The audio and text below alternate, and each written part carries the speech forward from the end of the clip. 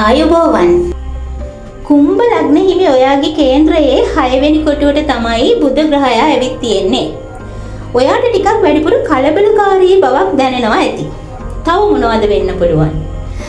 මොකද වෙන්න පුළුවන් කියලා බලන්න කලින් වීඩියෝ එකට ලයික් එකකුත් දාලා ඔයාගේ කාලයෙන් පුංචි වෙලාවක් වෙන් කරලා දිගටම රැඳිලා ඉන්න. ඔයාගේ දෛනික චර්යාවන් ඒ වගේම හුරු පුරුදු ඔයාගේ සාමාන්‍ය වැඩ කටයුතු ඔයාට ඕන විදිහට වෙන්නේ නැහැ වගේ ඔයාට දැනෙනවද? අනිත් අයත් එක්ක කතා කරද්දී ඔයාව නිකම්ම ඒ අයගේ කතා බහට අදහස් වලට නතු වෙලා වගේ ඔයාට දැනෙනවද?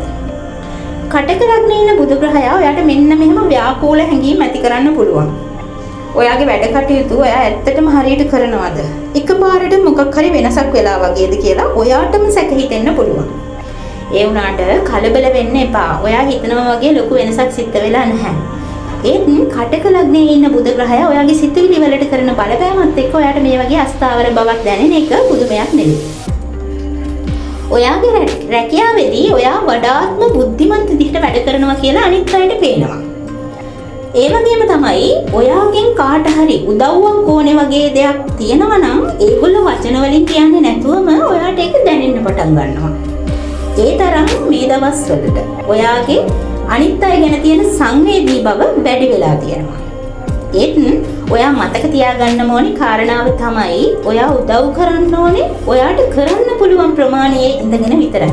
අනිත් අයගේ කරදර සහ ආතතිය ඔයාට කොයිතරම් තදින් දැනුණත් සීමාවට එහා ඒක ඔයාගේ ජීවිතයට බද්ධ කරගන්න උත්සාහ කළොත් ඔයාගේ අභ්‍යන්තර ශක්තියට හානි සිද්ධ වෙන්න පුළුවන්.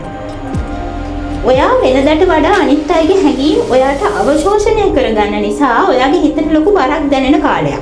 පුළුවන් හැම වෙලාවෙම ඔයාගේ හිතටයි ගතටයි පොඩි විවේකයක් දීලා ගතයි හිතයි දෙකම නැවත නැවුම් කරගන්න උත්සාහ කරන්න. ඔයා ටිකක් වැඩිපුර ඔයාගේ කායික සහ මානසික සෞඛ්‍ය ගැන හිතන්න ඕනේ. මෙච්චර කාලයක් ශරීර සෞඛ්‍ය වෙනුවෙන් මොකක් හරි පුරුද්දක් ඇති කරගන්න හිතුවද? ඩයට් ප්ලෑන් එකක්, එහෙම නැත්නම් ව්‍යායාම මාලාවක්. ඔන්න ඒක මග අරින්නේ නැතුව පටන් ගන්න මේක තමයි හොඳම කාලය. අනිත් අය වෙනුවෙන් කාලේ වැඩිපුර දෙන්න හිතෙන සහ සිද්ධ වෙන මේ කාලයේ ඔයාවම පරිස්සම් කරගන්නත් කාලේ වෙන් කරගන්න ඕනේ කියලා තදින් මතක තියාගන්න. සිද්ධ වෙන වෙනස්කම් කලින්ම දැනගත්තාම ඒකට අනුව හැඩගැහෙන්න පහසු වෙනවනේ. එහෙනම් දැන් ඔයා කරන්න ඕනේ මොනවද කියලා දන්නවා. එහෙම නේද? ඔන්න දැන් මේ චක්‍රය පටන් අරගෙන. ඔයාට ඒක දැනෙනවා නම් ඔයාට දැනෙන දේ පුංචි කමෙන්ට් එකක් විදිහට ලියලා යන්න අමතක කරන්න එපා. ඒ වගේම තමයි ඉස්සරහදී තවත් මේ වගේ වීඩියෝ නරඹන්න තරු අරන subscribe කරලා තියාගන්න. එහෙනම් ආයෙ දවසක හම්බ වෙනකල් ගිහින් එන්නම්. ඔයාට ජය වේවා. තරු අරන ඔබේ ආත්මයට ආමන්ත්‍රණය කරන්න.